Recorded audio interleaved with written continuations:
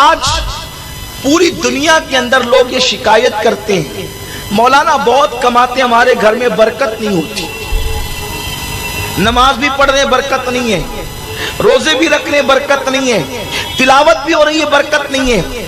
ہم کہتے ہیں برکت کے لیے جب تک رحمت کے فرشتے نازل نہ ہوں گھر میں برکت کیسے ہو سکتی ہے؟ رحمت کے فرشتے گھر میں آئیں گے تو ہی برکت ہوگی، اور رحمت کے فرشتے گھر میں نہ آئیں تو برکت ہو نہیں سکتی۔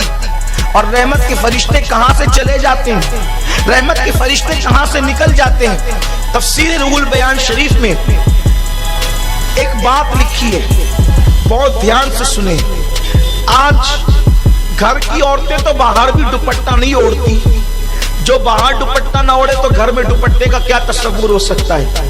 حالانکہ تقویٰ یہ ہے کہ عورت اگر اکیلی ہو، کوئی نہ ہو، تو بھی کم سے کم وہ اپنے سر کے بالوں کو چھپا کر کے رکھے، کیونکہ جب کوئی نہیں ہوتا ہے تو فرشتے اس کے ساتھ ہوتے ہیں، تو فرشتوں کے احترام میں وہ کم سے کم اپنے سر کے بالوں کو چھپا کر کے رکھے۔ یہ عورت کے لیے حیا ہے، اور عورت اگر بے حیا ہو جائے تو پھر سماج سے حیا ہی ختم ہو جائے گی۔ لوگ کہتے ہیں کہ یہ مسلمانوں کو کیا ہو گیا، یہ عورتوں کو بہت مقید کرنا چاہتے ہیں۔ ہم مقید نہیں کرنا چاہتے کہ رکھتے ہیں، ارے ہم بازار میں کھانے کو بے حیائی سمجھتے ہیں، اس لیے کہ ہماری پلیٹ پر جو پیٹ میں جا رہی ہو، توجہ فرمائے، جو پلیٹ کا کھانا پیٹ میں جا رہا ہو اس پہ آوارہ لوگوں کی نظر پڑے، ہمارا مذہب اس کی اجازت نہیں دیتا۔ تو جو کھانا پیٹ میں جا کر ہضم ہو جائے اس پہ کسی کی نظر پڑے، ہمیں یہ پسند نہیں ہے۔ جو زندگی کا ساتھی بنے عورت اس پر لوگوں کی نظر پڑے، ہم یہ کیسے گوارا کر سکتے ہیں؟ یہ تو بے غیرت لوگوں کا کام ہے، بے حیا لوگوں کا کام ہے کہ وہ عورتوں کو نمائش بناتے ہیں۔ ہمارے مذہب میں تو عورت کا مقام بڑا بلند ہے، اس کا مرتبہ بڑا بلند ہے، تو ہم عورتوں کو نمائش نہیں بناتے۔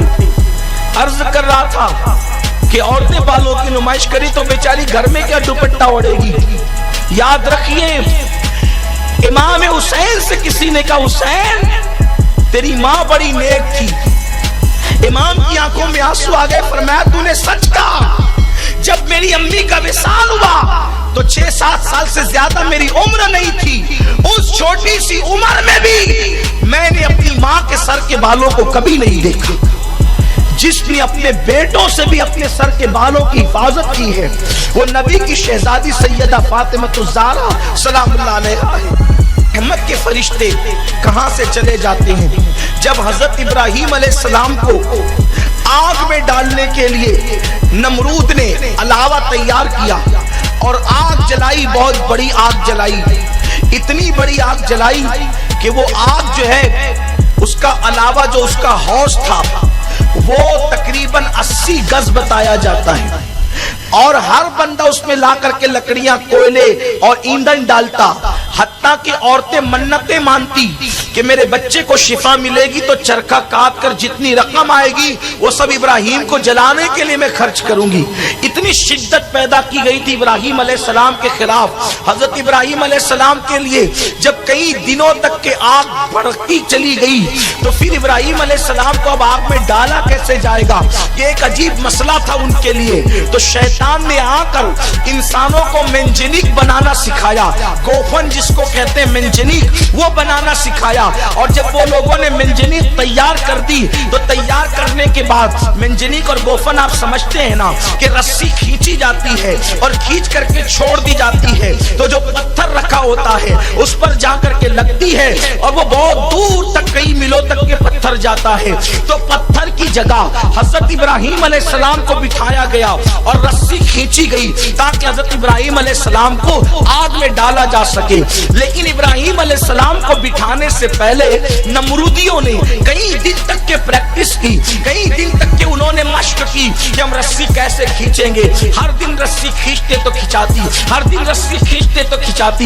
एक दिन ऐसा हुआ कि जब इब्राहिम अलैहिस्सलाम को आग में डालने की बात आई तो इब्राहिम अलैहिस्सलाम का कुर्ता उन्होंने उतार लिया और इब्राहिम अलैहिस्सलाम को बिठा दिया मंजनीक के सिरे पर। फरिश्ते आओ फुगा करने लगे, रब से अर्ज करते मौला एक ही बंदा तो तेरा नाम लेता है, उसे भी जला दिया जाएगा, हम उसकी मदद करने के लिए जाना चाहते हैं, हम उसकी इमदाद करना चाहते हैं। तो अल्लाह ने फरमाया ठीक है जाकर के इमदाद करो। इधर से नमरूदी रस्सा खींचते हैं और उधर से फरिश्ते रस्सा खींचते हैं। तो फरिश्तों की ताकत के सामने नमरूदियों की ताकत फेल हो गई। तो उन्होंने कहा कल तक के ये रस्सा तो आसानी से खिंचा रहा था, आज ये क्यों नहीं खिंचाता। तो उस वक्त तो शैतान एक बुढ़े की शक्ल में आया और आने के बाद कहा कि ये रस्सा अभी खिंचा जाएगा, ये रस्सा अभी खिंचेगा। एक चंद औरतों को बुलाओ। चंद औरतें बुलाई गई और जब औरतें बुलाई गई तो उसने कहा इन औरतों से कहो कि अपने दुपट्टों को उतार दे। जब उन लोगों के दुपट्टे उतार दिए गए तो रस्सा खिंचा गया। लोगों ने पूछा हैरत है अब तक की रस्सा नहीं खिंचा रहा था, औरतों ने आकर के दुपट्टा क्या हटाया कि रस्सा खिंचा गया। तो उस वक्त शैतान ने जो बात बताई वो ये थी कि जो तुम इस तरफ से रस्सा खींच रहे थे उधर से रहमत के फरिश्ते रस्सा खींच रहे थे, लेकिन जैसे ही औरतों ने अपने सर को नंगा कर दिया, जहां औरतें अपने सरों को नंगा कर देती है वहां से रहमत के फरिश्ते चले जाते।